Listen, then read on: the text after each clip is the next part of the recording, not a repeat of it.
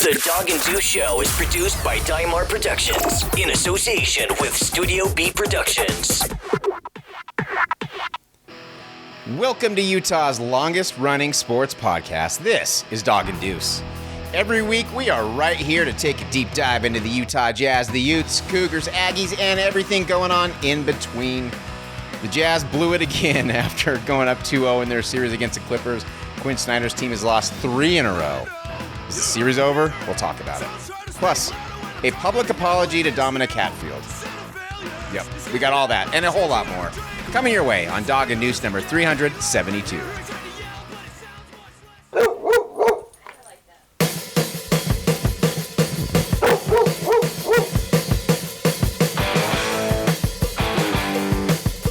From Studio B in Salt Lake City, this is Dog and Deuce. Join the conversation at doganddeuce.com or send an email to doganddeuce@gmail.com. Thank you for listening to episode 372 of the Dog and Deuce Show. If you want to know more, and I sure hope you do, follow along with the show notes at doganddeuce.com. Watch this show all weekend long on your television sets on K-Patter TV, or if you're in Southern Utah, you can watch on Backcountry TV. And as always, you can listen wherever you get your favorite podcasts. We would love to hear from you. Send us an email to doganddeuce@gmail.com. I'm Dog. And I'm Deuce. And this is episode 372. This is a tough episode, man, after last night. How are you doing after that game, first of all? I mean, I'm alive and kicking. That's not one that I was hoping I'd have to discuss the outcome, but the heat's oppressive. The losses are piling up, and man, it makes for a rough June so far, or the last couple weeks of June at least. That was, yeah, dude, that sucked. I mean, we got the news that Kawhi Leonard was out, and I think all Jazz fans, let's be honest. I mean, I will put myself in that category. I think we kind of thought, okay, we're gonna do it now. Kawhi Leonard is an unstoppable force. So if he's out of the equation, there's not much that's going to stop us. We got game 5 at home on our home floor. Paul George, he can't carry the load on his own. He's never able to do it. None of that panned out, man, other than Kawhi Leonard being on the bench. There's a lot to talk about, though. First, I would love to hear what Jazz fans are feeling right now. I understand. Look, man, after that game, I was bummed. Like, I couldn't sleep last night. Usually it's when I can't sleep after a Jazz game or a Ute game, it's because it was an exciting win. But this time I would wake up and I would remember, and it would just like hit me. And it just like that gut-wrenching feeling like, oh my God, that was actually real. It sucks, dude. That sucks. So many high hopes this year. And the series is not over, though. A lot of people have picked the series to go 7 games. So it's not over technically, but it kind of feels like it is. I don't know. Where does this... So last year, the Jazz lost in game 7 after going up 3-1. Where does last night rank? Or where would you put it in regards to last year's? Is this worse or better? How do you feel compared to how you felt after game 7 last year? Well, I mean, they're not eliminated. So it's right. Not, I'm not quite as, obviously I'm not happy about the result from last night's game, especially the way Bogey started and the way we were shooting in the first half. But, it doesn't even compare because there's a chance for another day. True. So like in that context, like, look, I'm not excited. There was a lot to critique and there was a lot of issues, especially in that third quarter with the Jazz performing a way that we expect them to, a number 1 seed to perform when a team is without their best player, as stated by Paul George himself, to come out and not really put the screws to him. See, for me, and I knew this, and I'm guessing like maybe all of Jazz Nation felt this way, and Paul George did clearly. That first half, especially that first quarter, they were stroking the ball so well, especially Bogey, obviously. The fact that there wasn't more separation led me to believe we could be in for a bigger fight than we thought, right? I mean, it's great when you're playing well offensively like that, or one player is, but you can't let the other team score 60 if you only score 65. And it felt like they got a little loose defensively in the first half. Paul George did shockingly, in previous games, the first 4 games, at least, it was they would never attack Rudy Gobert, only Derek Favors. That seems to be less of a trend now because they attacked everyone in the paint last night. Yeah. I agree. There's a lot to break down here. I'm trying to figure out where to go first. I agree with the Rudy Gobert thing. And first of all, if you are shooting like 70% from 3, like I think the Jazz got 17 threes in the first half or something like that, something ridiculous like that. And you're shooting like 70% or 60% from 3, and you're only up 5. That's telling me your defense sucks. Let's face it. The defensive pressure by the Clippers in the first half last night was tremendous. They really were defending well. Shots were just going in. That can happen with the Utah Jazz, as we've seen. They can be well defended and still get great shots. But when those shots stop falling, that's when there's a problem. Really, the first half boiled down to me, it was turnovers, right? Like, you know, we mentioned earlier on in this series that you can, if you're the Jazz, you can miss shots and win. But you can't turn the ball over and win. And that's really what happened. They were turning the ball over like crazy. They weren't defending because they were on fire offensively. And it was a recipe for disaster. I know a lot of fans were probably feeling pretty excited after that first half. I was too, because it was fun to watch. But I wasn't confident going into the second half because there was no defense. Clippers defense was good, like I said. And just how likely are you to keep up that pace? One thing that bothered me, Borg was the hot hand. He only had about 4 shots in the second half. I don't know how you don't force it to him more. Donovan is obviously injured. He is very injured. He even said after the game, it feels like he can't move. So that's relegating him to a 3-point shooter, right? Why do we have him handling the ball and trying to drive? You know, to me, there were some coaching issues, and I am not one of these guys who are like, fire Quin Snyder, or I heard someone say in 2 years Quin's gone.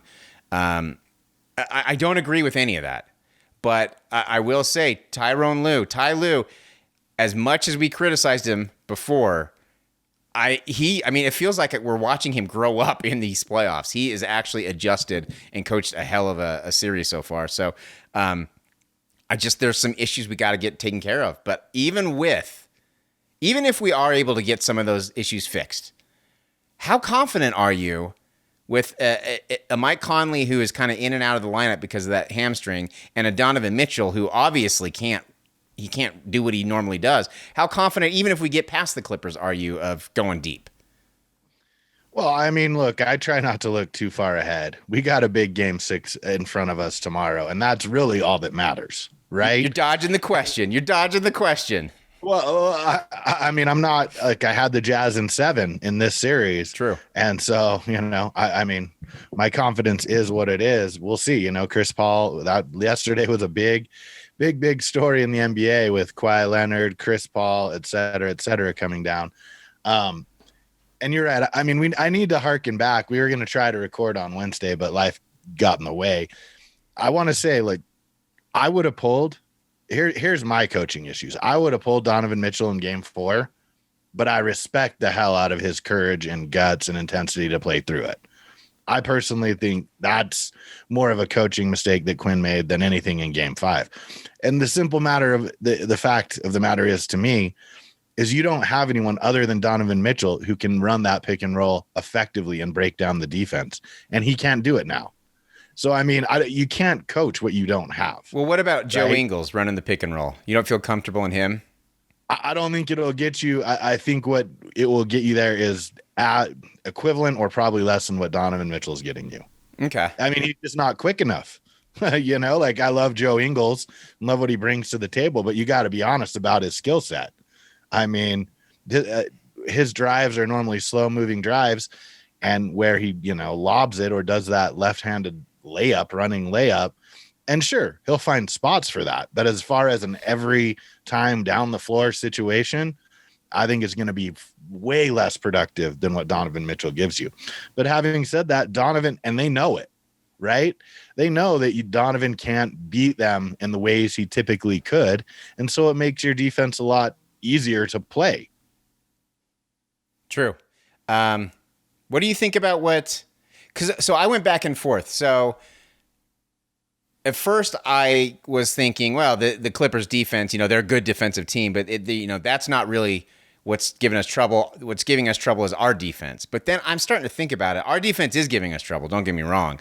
But I really think ever since they went to that zone in game 3 or game 2, I don't even remember what it was. Ever since then, they seem to have figured out a way to defend us.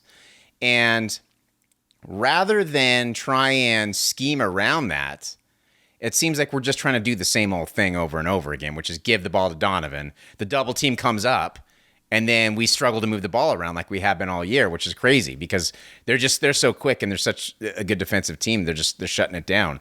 So to me, I'm starting to believe that despite the hot shooting first half last night, I think our offense is a problem, and I think Quin's got to figure out a way to beat that defense, and especially with Kawhi Leonard out, I think it's possible.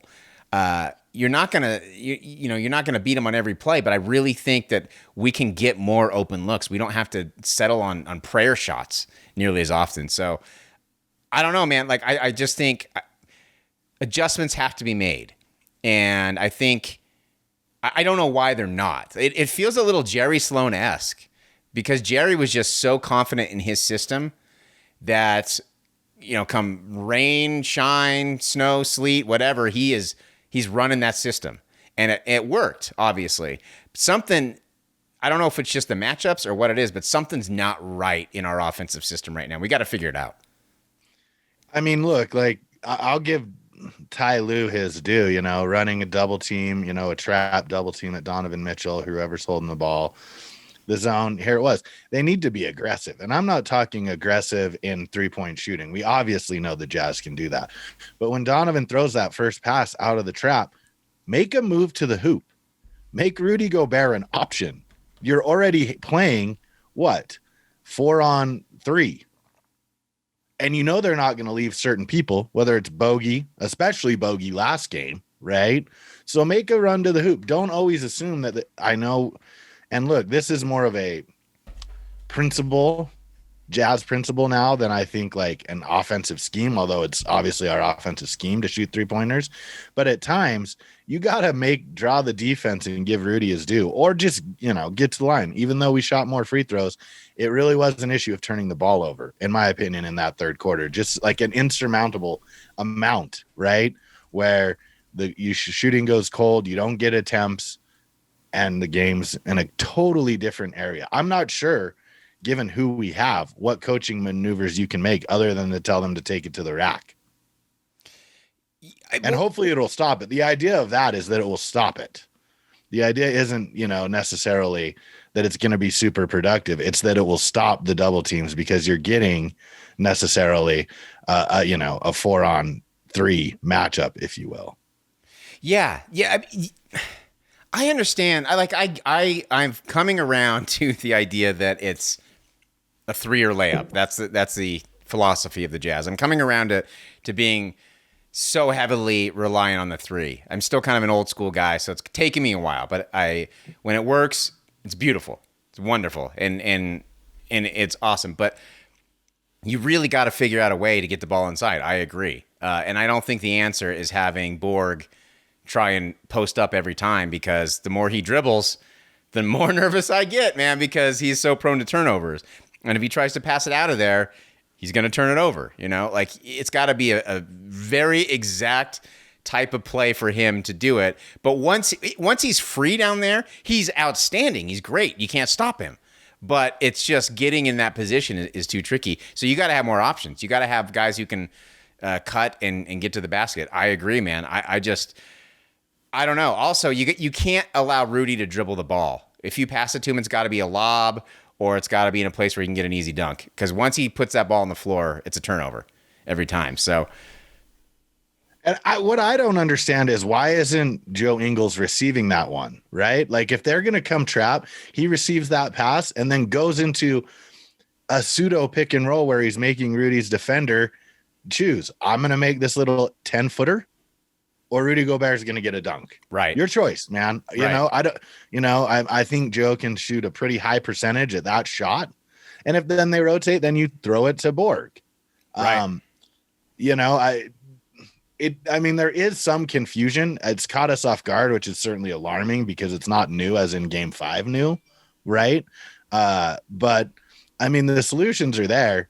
It's just really hard to take the ball out of Donovan's hands. I will say Donovan does have to be a little more, and you mentioned it, a little more selective on his shots. There were a couple times last night, especially in the last 3 or 4 minutes. Like, and I get it, dude. You're the dude, Don.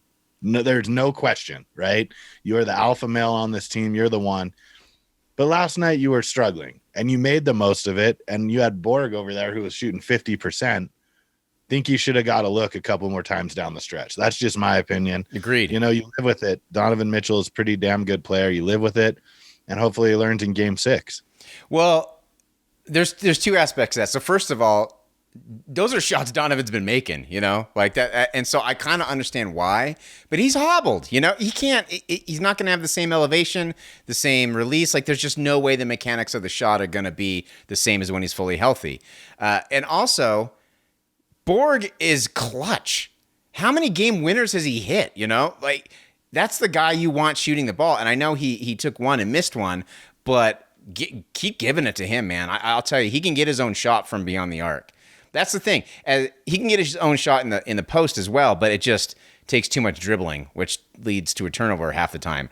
But on the perimeter, he can absolutely create his own shot. There's not even an issue for me. So I think you got to go with a hot hand, man. And I get, like you said, Donovan's the alpha. You want the ball in the hand of your best player in those situations.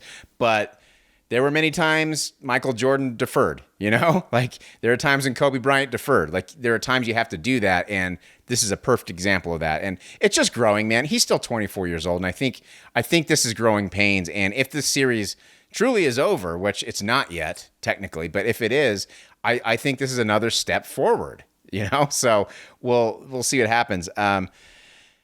Yeah, I don't know, man. What do you think about Ty Lue's coaching?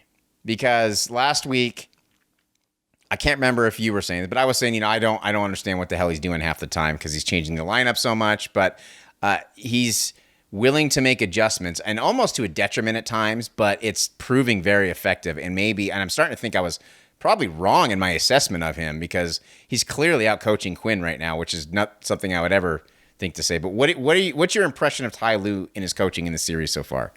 I mean, he was trying to find answers. I think that was my take. You can't really blame him, right? When, you know, you're trying to find points. He was trying to find answers. And look, I don't think it's overcomplicated. I think the Jazz will adjust.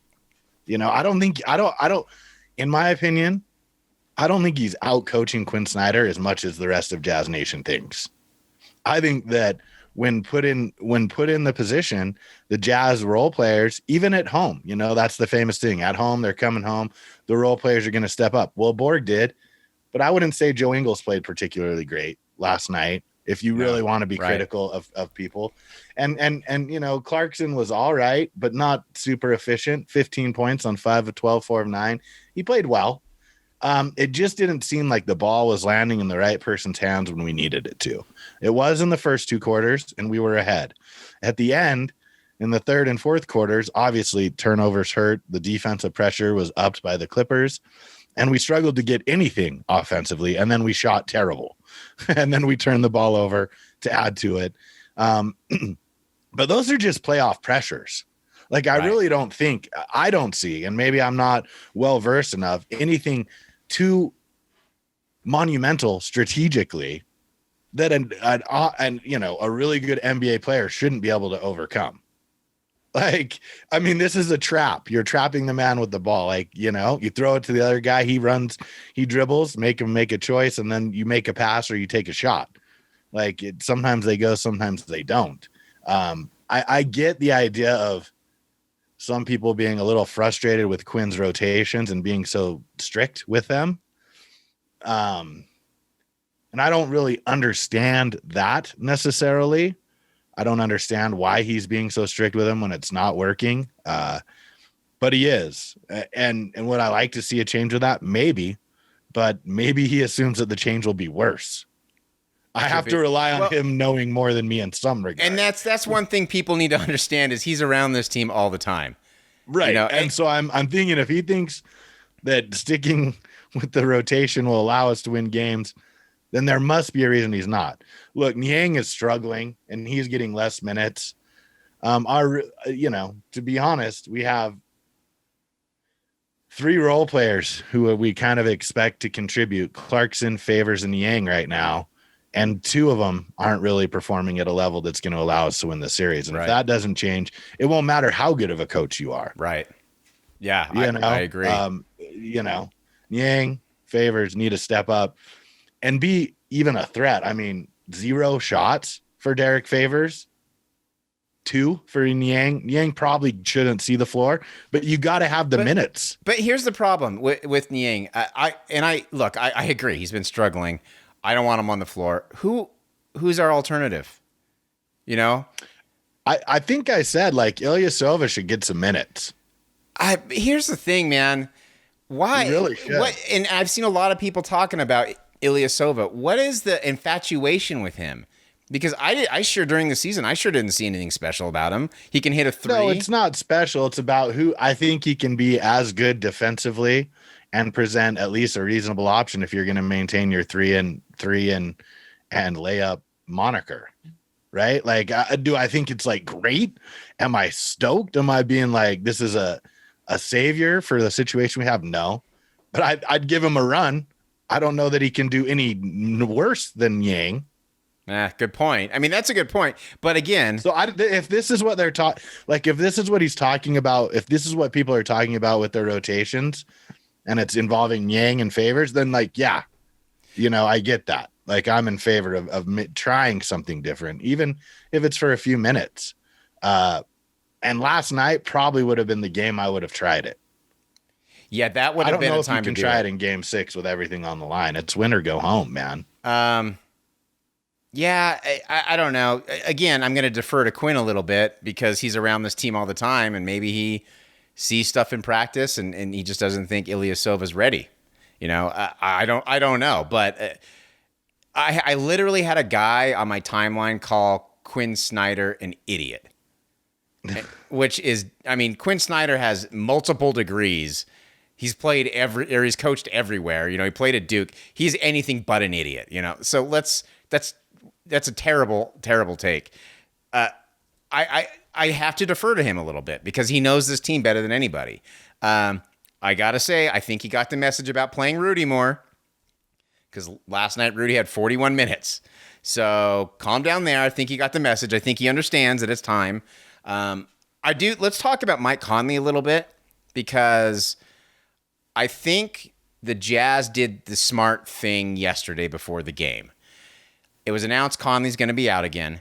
And very rarely do they have media availability for someone who's not going to be playing or stage like a press conference around them, essentially. And that's kind of what they did with Mike Conley.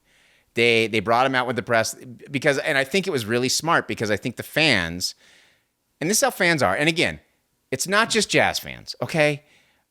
I understand people want to rip Jazz fans, and there's a lot of things you can rip us for, but all fans are like this. If a guy's not playing, we don't see what's going on with them. We don't know what's going on. So it's natural, irrational, but it's natural for some people to start calling that person out for not playing. I think we needed to hear from Mike Conley, and that's what they did. They had him come out and kind of tell everybody what's going on, and I think that helped alleviate some frustrations with a lot of Jazz fans. What did you think? I mean, did you see it? I mean, he kind of explained that he had a setback with the hamstring, and now it was a different part of the hamstring that was hurting, and it made a lot more sense. But what did you think of that move? It was kind of unnatural for a team to do that. Yeah, I think NBA players, if they're injured, have to do like once a month. I think they're mandated to do media availability. Okay. Don't hold me to that, but I think they are. And so this would have been his once a month. I mean, it was smart. If you look at where Donovan currently stands, and I don't know if we discussed it because I can't remember what game it was in when Paul George knocked him off and sort of re-triggered his ankle injury, or at least looked as it. I don't remember if we came down if that was a dirty play or not. I know Jazz Nation's feeling on it. I'm not sure how you feel, but the medical staff is doing the best they can. And remember how angry everyone was when Donovan himself sat out game 1. Well, you look at him today. There is a reason why these guys sit out. Right. Like, so, I mean, I know it's frustrating. I hear you. I'm frustrated too, because I think the series is different and more fun to watch with Kawhi Leonard and Mike Conley in it. Right. And I like to see ball at full strength, not at 75% for both teams and maybe less for the Clippers. But I mean, I have no doubt that if Mike Conley, and I'll be interested to see, tomorrow is, die, man. It's time to go. It's war tomorrow. Like, if you don't win, you go home for the summer. So, Donovan's going to be out there giving everything he has. I'll be interested to see if the Jazz hold to their guns or Mike Conley's in the lineup. I don't know what to say other than I haven't had like a severe strained hamstring. I've had a minor one, and it hurts. Right. And it takes time to feel comfortable and definitely to play basketball at a high level. But the Jazz medical staff is trying to protect these guys and think about the future as well as the current playoffs. I have no reason to doubt them. Right. Exactly. And now that I see what's going on with Donovan Mitchell, I have no reason to doubt him. Remember, everyone was so pissed in game 1 against the Memphis series because Donovan wasn't playing. Well, here you go, man. This is exactly why. And and I've had to remind people in my life who I love very much. It's not like Mike Conley doesn't want to be out there. It's not like he's just like, this is his legacy. He's playing for a contract. These are the playoffs. Like, he has a chance to do something special with this team that he never did in Memphis. And after how the Memphis fans treated him, I think he really wants to do it. It is not like he wants to just sit on the sidelines. He would love to be out there. It's very frustrating for him. It really has kind of made me rethink, and we're going back a ways with this, but remember when Carlos Boozer fell over the bag and was injured for like 6 months or whatever it was? Was that the injury he was out for 6 months, or was that just the one where he didn't play in a pivotal game or something? I can't There's remember. many on that list. But it made me rethink, like, we were all really hard on Booze back then, and maybe it wasn't deserved. Maybe it was, but maybe it wasn't deserved. Let's not get out of control now. He was pretty hesitant to play if there was anything minor. That's true. He was. So I don't think Mike Conley is like that. No, not at all. Not at all. But I'm just saying, like we said, we got to trust the medical staff and we got to trust the players. Who knows? Maybe it was more serious than we thought. I don't know. It just made me. Anytime there's like claims of guys sandbagging it or sitting out for just because they want to, I always go back to Carlos Boozer because he was the king of that. He was absolutely the king of that. I want to talk about LeBron James's tweets, but first, let's talk about. I threw it out there. Wanted to get some voicemails about how people were feeling. Nate DeHemroy took us up on it. He actually gave us 2 voicemails this week. One was after Game 4. And then one was last night after Game 5. So you will see there's a stark contrast in his attitude between the two. Let's hear. This is Nate's first voicemail. All right, boys. Let's get one thing straight. Anyone who thought that we were just going to sweep the LA Clippers, you crazy. Just crazy. So I know that all of Jazz Nation is freaking out, disappointed. I can only imagine what's being said on Twitter and such. Oh, it's bad. But I just keep having to remind my personal Jazz fan himself that this was going to be a tough series, and we all thought that it was going to be a tough series. If we thought it was going to be like Memphis, where we lost the game and then our heads got straight, it's not going to happen. Like, we're going up against one of the best players in the game right now, Kawhi Leonard. And Paul George, I still don't think he's a superstar, but he is a great player. And the fact that we can't figure out what to do with Batum playing small is just shocking. And so that's why we are doing what we're supposed to do. All right, I'm going to pause it there real quick. I wonder, and I don't think he mentions this in the second email, but I wonder if he's changed his tune about Paul George being a superstar after Game 5. So, Nate, you got to let us know on that one. He lost on the road. Now, of course, those were blowout losses, but we lost, so it doesn't matter whether it's by 40 or 1. You still lost the game. And now we're going back home, and we get to play in a 3-game series. So it's best out of 3. And 2 of those games happen to be at your home court. So I don't know why everyone still freaks out. And yeah, we're still missing Conley, and Spida is a little injured and not playing at his best sometimes. But I don't know. Just I feel like we're comparing ourselves to the Phoenix Suns and thinking, well, they swept the Denver Nuggets, the mighty Denver Nuggets with the MVP, but missing their best point guard. So I don't know, like maybe everyone just needs to take a little chill pill, stop freaking out. And if Quinn can, figure out this little system that LA's beating us with, then everyone's just going to forget about these blowout losses once again, like we always do, because we have short-term memory disorder. But I just wanted to share that because I just feel like there's too much negativity within the realms of Salt Lake City and outside, perhaps as well. So I hope all is well and can't wait to see what the prophecy states from hemorrhoid coming up because I still think we win in 7. But we'll see, right? Okay, bye. Okay, that was after Game 4. And let's hear Game 5. I'll get to Game 5. Here was my thought after Game 4. I was like, you know what? If we lose this series, it was lost in Game 4 because we went down 28.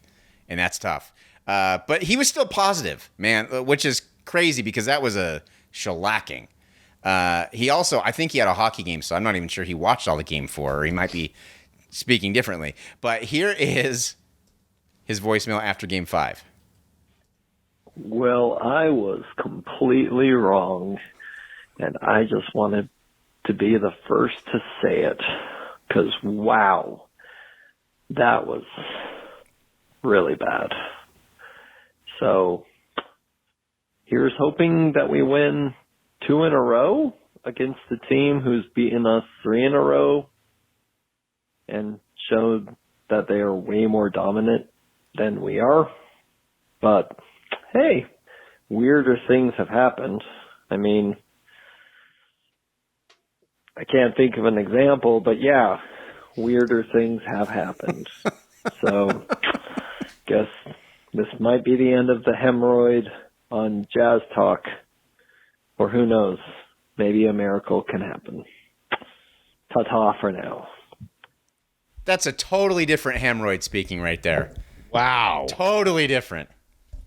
The depression is real, man. It is, man. That's how I was feeling last night. Although I will say, like, between the Utes and the Jazz and being fans of those teams my whole life, I kind of feel like this pain that I feel every off season or postseason is just kind of normal now. Like it's like an old friend. Yeah, I mean, I get weirder when I feel confident than when I do with the pain, because the pain has been the consistent feature of my fandom. But let me say this. I mean, remember, Jazz fans, this is the first time we've lost 3 games all year. In a row. Yeah, you're right. Like, it's the first time. And if we lose tomorrow, it'll be the first time we lose 4 in a row all year as well. Like, it seems unlikely. How many times have we won 2 games in a row? A lot. Like a lot. And now I know it's hard given what you've seen, especially with them not having Kawhi Leonard.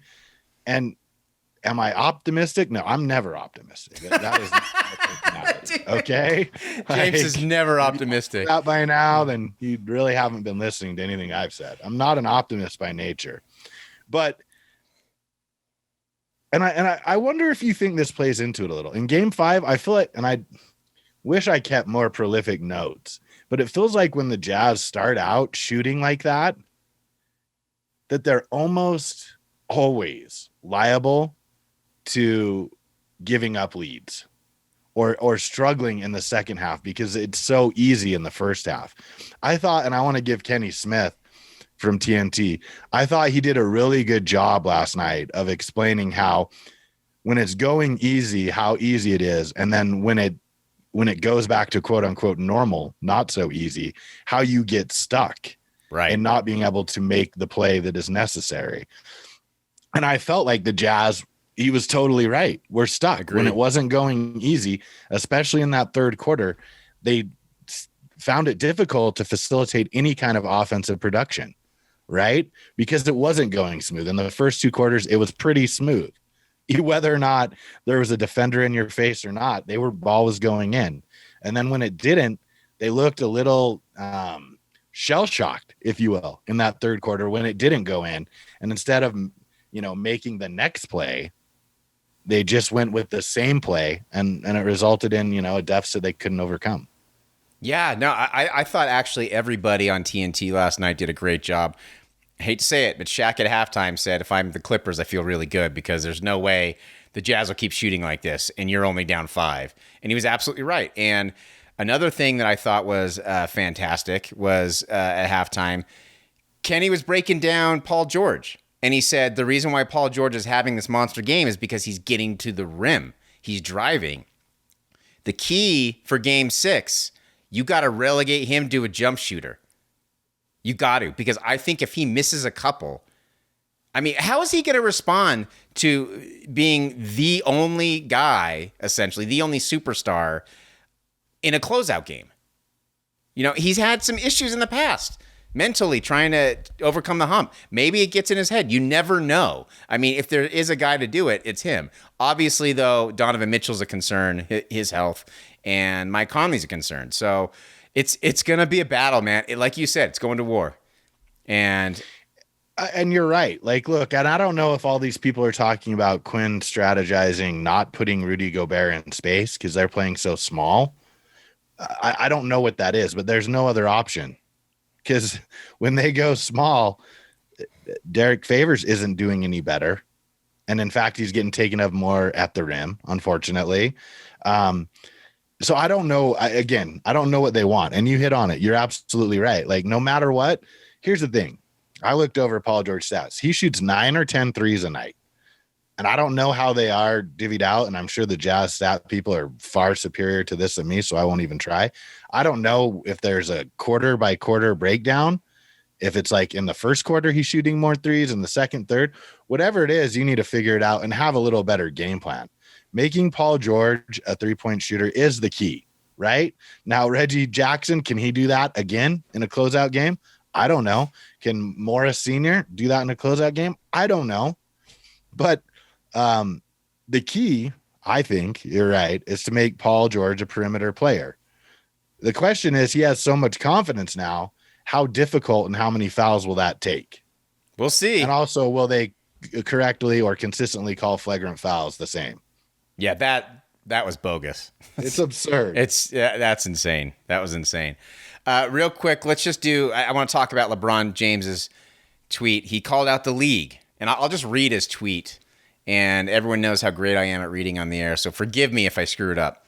But here's his thread. He said, they all didn't want to listen to me about the start of the season. I knew exactly what would happen. And he's talking about all the injuries around the league. Now, Chris Paul, that's not his shoulder was earlier, but Chris Paul has COVID, so that's a vaccination issue.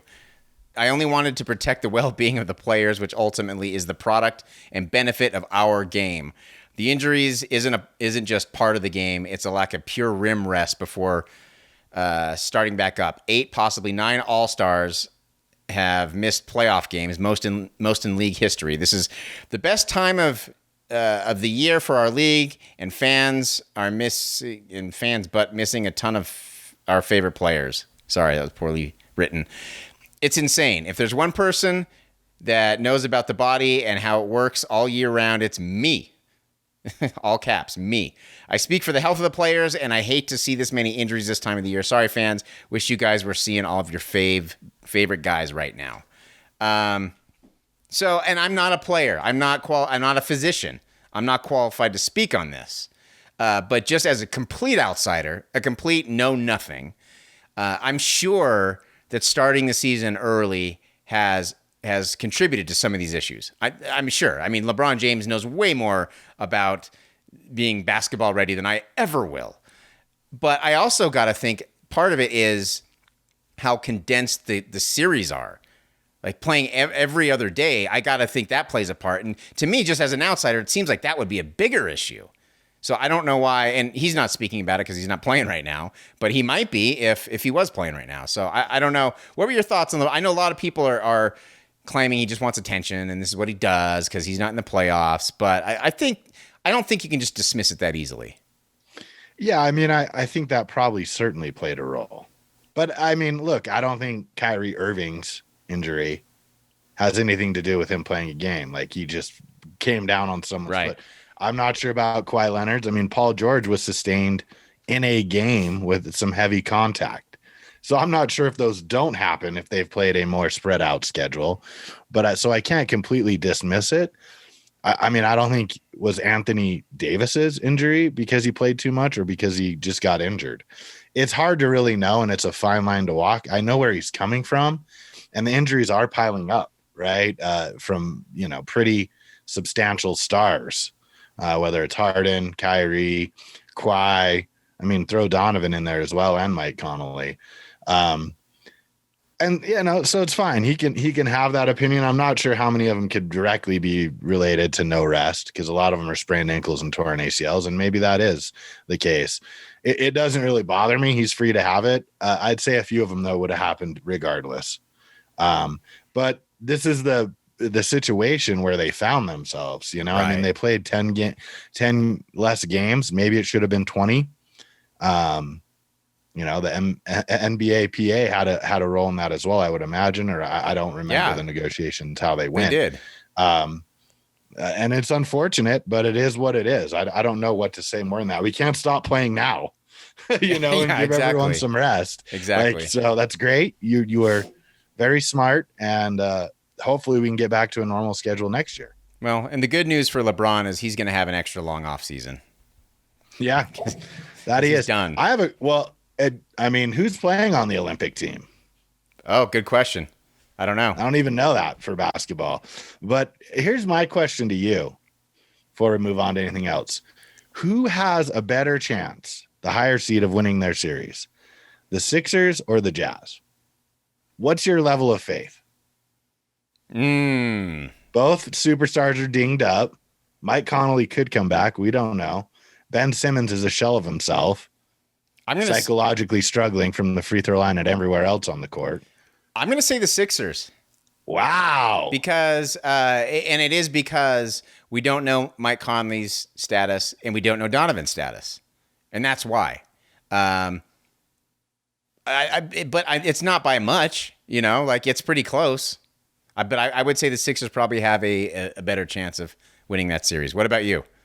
Oh, no, it's the Jazz. I mean, Danny Green's out. Where are they going to find offense? How long can Seth Curry keep doing that for the 76ers? I mean, I like Seth Curry, but I don't imagine him averaging 30 a game. Yeah, I know, but we keep saying that about Marcus Morris, and we keep saying that about Reggie Jackson. And they are just killing. I mean, every game, it's not like they're letting up. It's not like it's a fluke. And Reggie Jackson is a Jazz killer. I said that earlier, and no one believed me, but he's been a Jazz killer every time he's taken the floor against the Jazz. You did. I'll give you props. You were spot on that, and the success continues for him. Morris, the same. I mean, in spots there, and it's not just about the key is it's not just about total point output. It's that they're hitting them in the moments that matter. Right. You know what I mean? It's that they're timely. Like when we needed Joe to hit a 3 last night to stem the tide in the corner, he couldn't come through. And I'm not picking on Joe Ingles. It's just that at the most crucial moment, Reggie Jackson is bombing a 3. A man is challenging Gobert at the rim for a 3-point play. It's not just that they're scoring, it's when they are is the most important time.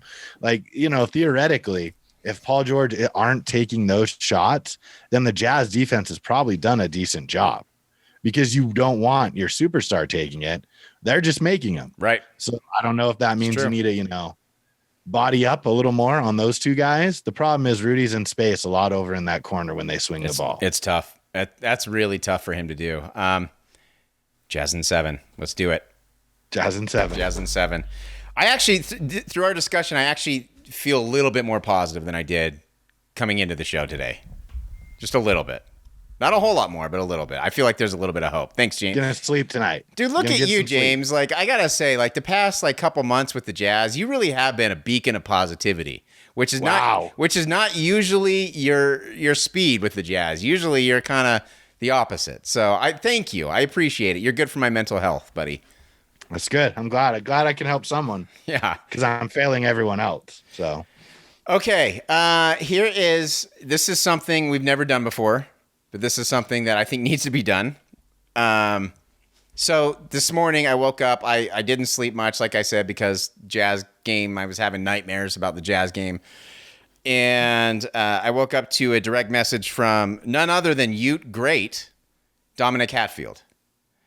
And it was a little surprising because I wasn't quite sure what he was talking about. But it was on Instagram. He said that I don't know which one of you is which, but one of you owes me a huge apology.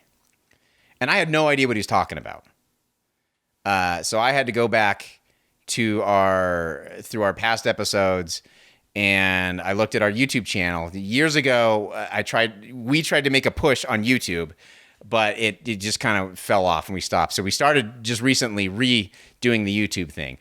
But we do have videos from years ago. This one is from almost 6 years ago. It's a little quick take we did, and it was about Dominique Hatfield.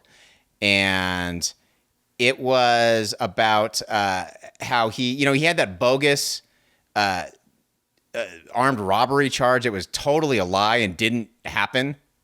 And then there was an assault charge on the tail end of that, where I think he got in a fight is what I think happened. And basically, in our little quick take, this was all me. He's mad at me, and I can understand why. In our quick take, this is right after Kyle Whittingham brought him back on the team. And I just said I don't think he should have brought him back on the team, and I was pretty mean, and I did that thing I do where I'm just a total ass. And it was unfair, I think. I think it was unfair. So I went back, and I was going to play it on this show, but I didn't have time to cut I didn't have time to edit it and get it in the show. So I will post links to it. Actually, I'll just embed it in the show notes for episode 372 at doganddeuce.com. So go there, and you can see the whole quick take. It's like 4.5 minutes, something like that. But yeah, I was not fair, I think, because we talk about, on this show, especially over the last year, we talk about how we need to be empathetic to people. And especially, people who are from different places than us and different skin colors than us. And we've been trying to promote unity, essentially, and fight against terrible anger and all that kind of stuff. And we can't do that if we're not allowing second chances. And I think, I don't want to make excuses for myself, but I think on the tail end of the bogus armed robbery charge, I think there was this assault charge, and I think in my head, it was so long ago I don't remember, but I think in my head I probably built it up more than it was. It sounds like it was just a fight, essentially. And assault is never good. It's never good to have an assault charge, but I mean, come on, man. I was a college kid, and I did way stupider things than that, and I was just lucky to get away with it. So I do want to apologize to Dominique Hatfield. I don't know what I was doing, man. Like we do this show. We've been doing this show for 11 years almost. Actually, 11 years, I think, next month. Back then, we were a little show back then. We were, and you say things and you're an idiot and you don't ever think that it's ever going to get out there. And he found this and he took umbrage with it, and I don't blame him. And I'm sorry, because, sometimes it's just kind of like tweeting. Like you feel like you're tweeting out into the void and it doesn't have real world consequences. It doesn't affect people. And I think that's probably what I was doing. So I apologize, Dominique Hatfield. I have nothing but appreciation and respect for him and his game, what he did for the U, what he did in the NFL, and now he's in the Canadian Football League, and there's no doubt in my mind he's going to kill it. So I apologize, and I'm sorry, because I was I was way more harsh than I think I should have been. I still do think, though, because in that thing, we brought up the point that I think Whit brought him back because they really needed help defensively, and Dominique Hatfield is a really good cornerback. I still think that's probably part of it, but we have seen Kyle Whittingham since then give second chances to a lot of players. So I don't remember it happening before then, but it is a good thing that he brought him back. And I fully retract my statement because it was not well thought out. So I'm sorry. Hey, I mean, look, there was a lot, and again, I'm not trying to defend your actions or words, but there was a lot going on there for a while with him in that situation. So it was hard to sort of separate, at times what that meant exactly. But nonetheless, he now has his apology. And look, I mean, that's a good apology to give because Hatfield, Dominic did it right. He came back and did it right. He did. So he did. If that's why he's asking for an apology, then I will apologize as well. Like, good. That's, he did it right. There are plenty of stories where they didn't, but Hatfield did and has made a pretty successful path for himself afterwards. So it was a good call by Kyle Whittingham and good follow through by him. And absolutely. I mean, think about this. If Whit hadn't brought, I mean, this is before the transfer portal and all that, where you could just go wherever you want. If Whit hadn't brought him back, he probably wouldn't have made it to the NFL. So, I mean, Whit really did make the right decision, and Dominique Hatfield really did make the most of it. I mean, it's not like he squandered it. He's not a bad guy. He's not, it's not like he's in and out of trouble. He made a mistake. And like I said, I've made way worse mistakes in my life, and I just thankfully didn't get caught. So, excuse me. So he did everything he did, and he did it right. And so I do genuinely feel bad about that, and I do want to apologize. And it's very sincere, and I'm sorry, man. Like, it sucks. I'm glad he brought it to my attention. Because the apology should really just turn into an applause for him making the most out of the second chance and doing what he's done, and continued success hopefully follows him. Yeah, I agree, man, for sure. So you got the Sixers. I just can't believe that, man. Like, you are truly down. No, I don't think the Sixers are going to win. I'm not saying that. I just think more than the Jazz, though. You got them more than the Jazz. Yeah, dude, I do. And how about Kevin Durant's game? That's crazy. And what about the Bucks? That's crazy. Are they done? Are they toast? Yeah. Oh, the Bucks. Wait, the Bucks are done, right? They're done. I mean, they had their best shots. They were up. I don't know. Can Kevin Durant do that again? He's Kevin Durant. How many times can he do that? He's Kevin Durant. Yeah. There 49, 17, and 10. Well, I don't. James Harden's back. That might be the greatest game I've ever seen played. It was. In all honesty, I was sitting there watching it, and I was just screaming, and my daughter and Jess were like, "What the hell is going on?" Because every shot, I was like, "Holy! I can't believe that. What just happened?" But he's Kevin Durant. I mean, I think it's easy to forget because we didn't see him for an entire year. But he's Kevin Durant. He can absolutely do it. He has James Harden back. And we didn't see him for a lot of this year either. But James Harden's back, so he's not going to carry the entire load. I think the Bucks are done. I think that was a demoralizing loss for them. It's crazy if you watch Twitter and all these teams who have been uber successful. Like, they're talking about Coach Bud being fired. Earlier, it was about Tyronn Lue being fired. Now it's about Quin Snyder. Pretty soon, the next team that gets down 2-1, their coach is on the hot seat. It's crazy. Like, man, these are the playoffs. Like, these are good teams. This is not the Jazz losing to the Timberwolves. Right. Like, this is the Jazz losing to the LA Clippers, who a lot of people thought would be top 2 seed in the West. I mean, this is a fun playoff. I almost wish my team wasn't in it so I can enjoy it from afar because I'm so stressed out by it. It's tough, but this is a really fun playoff. So many storylines, and people are talking about how this is the asterisk year. I don't think so, and I don't care, man. Like, to me, give me more of this. I want more of this. When it's LeBron every year, it's not fun because I know it's a foregone conclusion he'll be in the finals with whoever else, So give me more of this. I want more parity. I mean, how about the Hawks?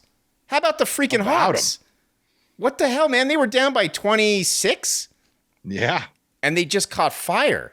See, it's interesting to me that you think the Sixers can rebound from that psychologically when I think the Jazz have less of like they haven't had a lead like that and given it up and lost. Well, I don't think the Sixers can. I mean, I'm not picking the Sixers to rebound psychologically. I just think, and this might just be because I'm a Jazz fan and I'm more entrenched in it, but I just think what the Jazz, I would pick the Sixers over the Jazz to get over that hump.